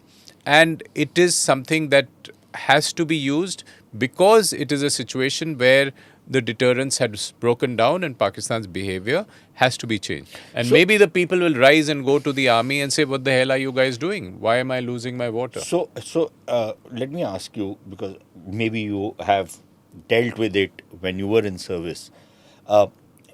If India has put the treaty in abeyance, one, I hope that once, if at all, we have an off-ramp from the current crisis. We don't have a situation where India says, okay, fine, we are putting the treaty in abeyance. I hope we don't go down that road. Which means that for the Pakistanis, what are their options? One is the World Bank. You go to the World Bank, but the World Bank says there's very little we can do if the Indians are bloody-minded about it. Yeah, the World Bank is not a mediator. Right? It is so the other option for them is to go in for international arbitration. How can we? Are we in a position to stonewall that? Well, ICJ doesn't work out. ICJ we can simply stonewall. Yeah, so there's a nuance here. What India has done over the last 1 year is given 4 notices to Pakistan. We want to renegotiate the treaty. Why? Because we said that the dispute resolution mechanism is being abused by Pakistan. Because every dam we build, they go to a neutral expert, they go to arbitration council and say, nahi, ye zyada ho gaya, reduce the size of this dam and so on. So India has said we must renegotiate the terms of this treaty. Now, renegotiating could also mean annulling it. So at this point of time, it's an instrument, a lever you have. Now, miraculously, if Pakistan, there's an exchange and it gets over, this instrument remains in your hand beyond for the next 2-3 years. And this could be used to negotiate that please change your behavior, stop terrorism. This is directly linked, the number of amount of water you have, to the, inversely linked to the kind of terrorism that you do. Okay, last question I have is... Can I ask him another question? Sure. On these non-kinetic ones. No, it's not very often you get Sure. former Absolutely. diplomats, Yeah, you can buttonhole them. And Who have the courage to face Sushant. नहीं, ऐसी बात नहीं है, नहीं. So tell me something. So both India and Pakistan have closed their airspace for each other, right? Yeah. What is the possibility, for example, in a limited way, India says that in this region, the subcontinent, we will not allow any flights, say from Bangladesh or Nepal, to overfly our territory to land in Pakistan. Can we do something like that? Theoretically, yes. But, there is a debate at the ICAO, International Civil Aviation Organization, on how valid that is. In 2019, after Balakot, it was done. Both closed the airspace. India opened it within a day.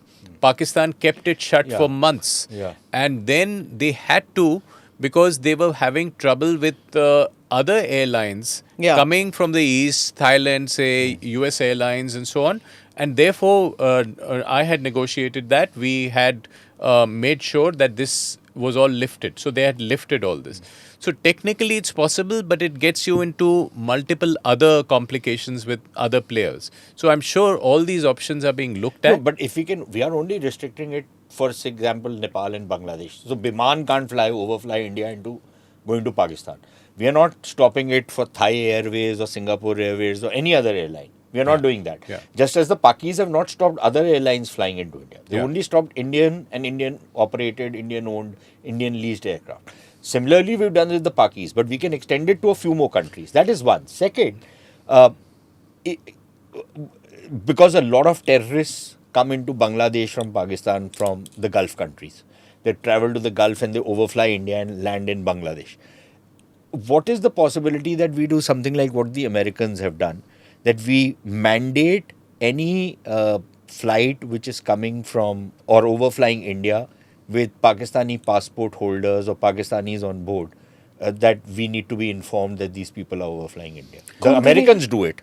The Americans do it. It's all these. What do you do with this data? I'm not a technical. You can, supposing Hafiz Saeed is flying for getting a massage in Nepal or in Bangladesh, you can bring the plane, ask the plane to land out here. So to give you a quick answer, frivolous. I'm not a technical aviation expert, but something like this happened, and this should be studied. So it's something that we can look at very closely. Americans are doing because at the ICAO and so on, there are various rules and there are various rules for global aviation.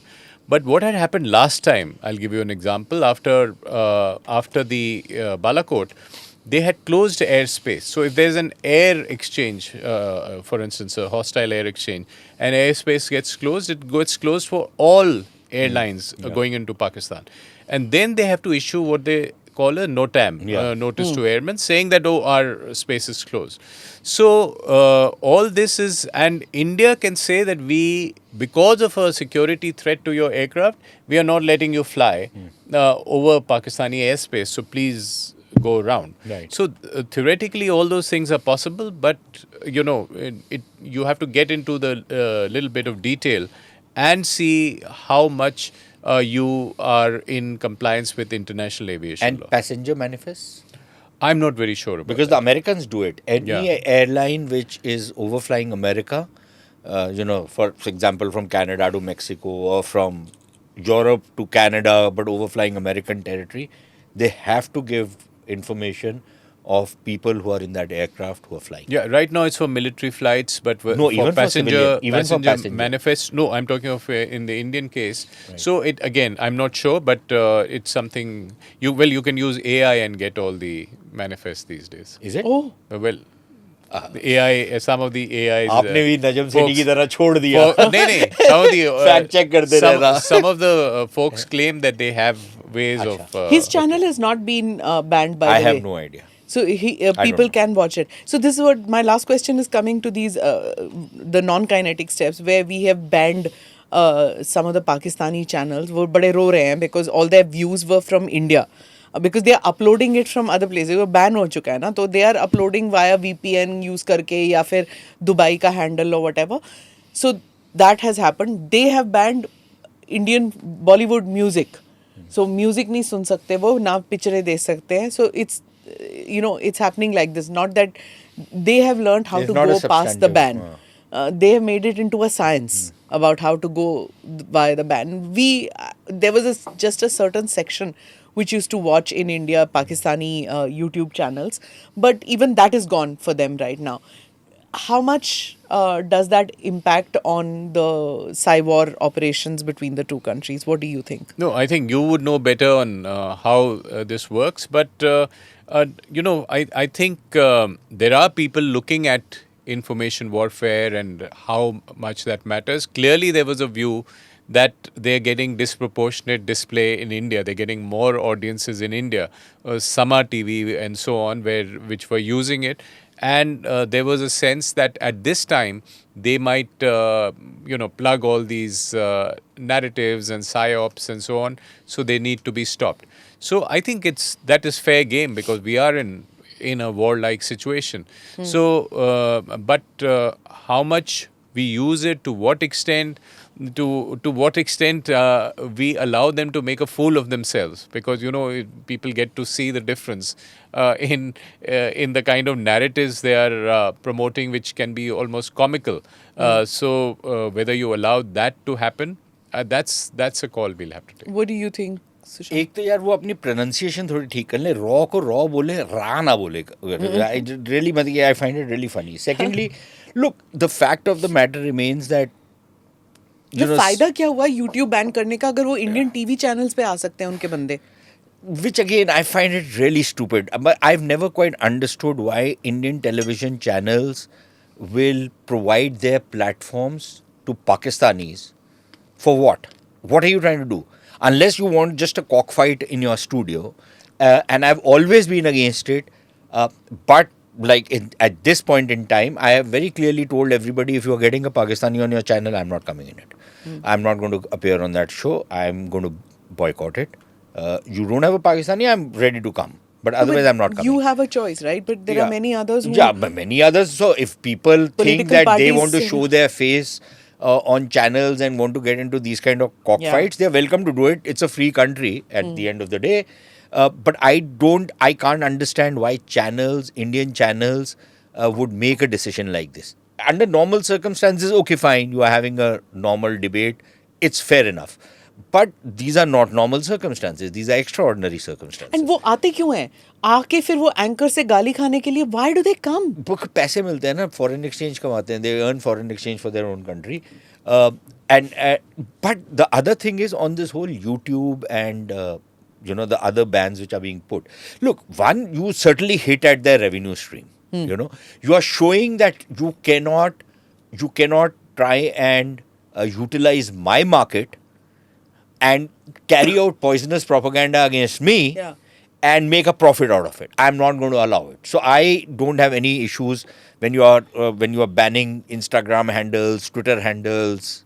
And the Pakistani actors acting in Indian films. Of course. Again, why? Because look, for the longest, I don't think even now it is allowed. Up to for the last 7, 8, 10 years. Couldn't go on PTV. But for example, Indian artists, all these third-raters like Ghulam Ali and others used to come out here. Indian artists could not go to Pakistan. Yeah. They were never given permission. They were never allowed to go. But we used to always welcome them because we had this stupid notion that, culture and sports, which a lot of your colleagues in the media. No, the government of India, Ministry of External Affairs would bring them on, and they would your stay. colleagues. They would stay in 5-star hotels. यहाँ Taj Palace, No, Taj but I Mansingh must point में. out, Sushant also used to go to Pakistan as part of that. मैं तो बोलता हूँ भाई I have always accepted it. I have always said to my eternal shame that I was at one point of time a peacenik until I realized better. The penny dropped. And the penny initially dropped after the 2008 attacks. Yeah. Because then because you know, when I heard these lowlifes talking about it, you know, India ne karwaya hai. You are telling me that I got 160 of my people killed? Are you out of your bloody minds? What kind of perverts are you that you think like that? There has to be something seriously wrong with you guys to even think like this, because maybe in your country this shit happens. It doesn't happen in India. Right? And that is when I lost it. That is when I realized, yaar, look, you know what, I was very active at one point of time. I couldn't even understand how they talk, you know. I mean, I'm talking about 2018 and not 2018, sorry, before 2014. They would all ask, you know, क्या लालू यादव कभी वजीर आज़म बन सकता है आपके मुल्क का? क्या, you know, so I was like, why are you interested in, you know, whether Lalu Yadav can become or not? And there would be random names like this that they would pick up, कि क्या ये बन सकते हैं? And then it was like, कहीं मोदी तो नहीं बनेगा? For them, this Modi becoming prime minister was a big hawa. No, but Smita, again, go back to history, okay? And all of us. Or Advani. These are two names. And Advani before he went to Pakistan. But let's go back. Let's go back in history, okay? When in 1980, and I very vividly remember, I was still a teenager. You guys would have been probably a little older than me. I remember when in 1980, Mrs. Gandhi came back. The Pakistanis loved what happened in 77 when Mrs. Gandhi was lost the election and the Janata Party came in, and they had these, you know, woolly-headed characters, Mr. Atal Bihari Vajpayee, who would want to go to Pakistan, a whole lot of Morarji Desai type of characters, you know, these kind of jokers. Yeah. Now, then you came to 1980 and Indira Gandhi won the election, and I can show you those clips where the Pakis panic. Indira Gandhi is back in power. Then in 84, Rajiv Gandhi comes and they are not sure which way this guy is going to roll. But when VP Singh comes into power, they're again quite jubilant. With Narasimha Rao, they can't get a measure of the man because one, he was from South India. They could not understand the man. But I think he was one of the toughest guys we've ever had. Okay, and then when Vajpayee came in, initially, their response was Mr. Vajpayee, Hindu, nationalist, you know, that narrative was spread about Mr. Vajpayee. Later on, they kind of piped down. And the nuclear tests. And the nuclear tests. So they had really gone ballistic. Yeah, and but then even, let me just tell you about Vajpayee 77. When he went to Pakistan, there was panic. Zia-ul Haq was panicking that this nationalistic, this BJP, Jansangh, government ministers coming, will he abuse me? Because he just was about to hang, Bhutto. Yeah. So what will happen, kya hoga in 78 when Vajpayee went, and Vajpayee really charmed them by not making any of those noises. They were very suspicious. There were protests against him and so on. And he charmed them. But Binare Pakistan he went to. He charmed them even then. In 99. Yeah. But 99 he had a very strong calculated agenda because he had gone nuclear and he wanted to bring down temperatures. And he thought he'd get the deal of the best deal of this whole era with Nawaz Sharif, which he almost got, and we all know the calculation Musharraf made, which the Pakistanis think was a huge mistake.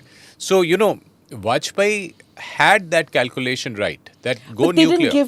They didn't give it to Modi when Modi went to Lahore. They have never trusted. See, they trusted Vajpayee to some extent. In the past, they trusted, when I'm talking just the BJP leaders, let's not talk about Morarji and the others. If we were to just talk about the BJP leaders, they did not trust Advani one bit. And they, you know, you remember with the Musharraf thing also, they said Agra was derailed because of the person who was not in the room. Musharraf ne bol diya saaf taur pe, it was because of Advani. But then Advani goes to Pakistan and then he talks about Jinnah. And Sokhun Maaf after that. They start believing it. But with Modi in the past 11 years, they have never believed that he wanted, even though he went to Lahore. Yeah. They did not. But there's a nuance there. Modi went and met Nawaz Sharif 5 times in his his first 2 years. Yeah. He only gave up after Pathankot happened. So the civilians were all for him and believed that with a tough nationalist Did he give up government. after Pathankot or after Uri? I don't He really believe- gave up after Uri because at Pathankot it He was still had harbored some hope that there could be some action. exactly, from the and that is what Pakistani Sushma Swaraj is on record as saying that देखो Pathankot ke baad we even allowed them to come and investigate. So those were early days. We thought there was a turnaround in I'm not talking 2015. about what the Indians thought. I'm saying, what about Pakistan? Pakistan has always been suspicious of Modi's motives, right? Yeah, and the army. So not Nawaz Sharif. Nawaz Sharif thought he had a deal, but the army was suspicious. Look, and- so they were very suspicious about Mr. Vajpayee when he came into power in 98, right? They were very, very suspicious. 97, 98, whatever. I forget. And they had this thing that we don't know what the hell's going to happen. And I remember during one of those standoffs, probably around Kargil, if I'm not mistaken, Mr. Vajpayee had gone to Jalandhar or someplace where he said something on the nuclear dimension, which actually rattled the Pakistanis that what is he talking about, right? Because both sides had gone nuclear by then. So Vajpayee, with all his soft visage, wasn't as much of a softie, right? They then thought Advani is a major hardliner. But what did Advani also write when he went to Karachi? It was a very tongue-in-cheek kind of a remark, if you ask me. Because he wrote that what Jinnah had imagined, that it will be a secular state. I wish Pakistan had become that. So it was kind of tongue-in-cheek. We got it wrong because, we lost the nuance of it. On Modi, again, I think the amount Modi tried in the first 4-5 till about 2016 2 Uri. years. Right. Almost For the 1.5 first 2 years, he went out of his way. And my problem with most of the Indian prime ministers is that, listen, guys, get real. You've seen the characters out there. Yaar. There is not a chance that you're going to be able to make a breakthrough. Now we have this notion that, look, okay, the civilians are useless. Let's talk to the army. But Which there's been nobody tells me gives me an answer to my question, which is, okay, you were dealing with the army in Musharraf, okay, and then Musharraf is ousted, Kiani comes in and he repudiates everything Musharraf has done. Yeah, so what is the point? Then you dealt with Bajwa. Yeah. Bajwa goes, Asim Munir comes, repudiates everything that Bajwa was trying to do. So please tell me, what is the guarantee if I was to deal with General XYZ, Ahmad or Kidwai or whatever, that his successor will honor what I negotiate with you? No, there is no guarantee. Which is why when people say Agra mein there was that glimmer of hope, I said, क्या पता था यार, Musharraf sign करके जाएगा, उसके बाद जो आएगा, क्या नहीं? Exactly. Whether he will keep up with it or Exactly. not. So anyway, on that note, thank you so much. Any last gentlemen. words for the program? We've had many words for the 2 hours, so let's not. Let's wait and watch as to what is going to happen. But thank you so much for the analysis that both of you gave us. Thank you for listening and watching this podcast. Do like or subscribe on whichever channel you have seen this or heard this. Namaste, Jai Hind. This episode is powered by easemytrip.com. Click here to watch the previous episodes.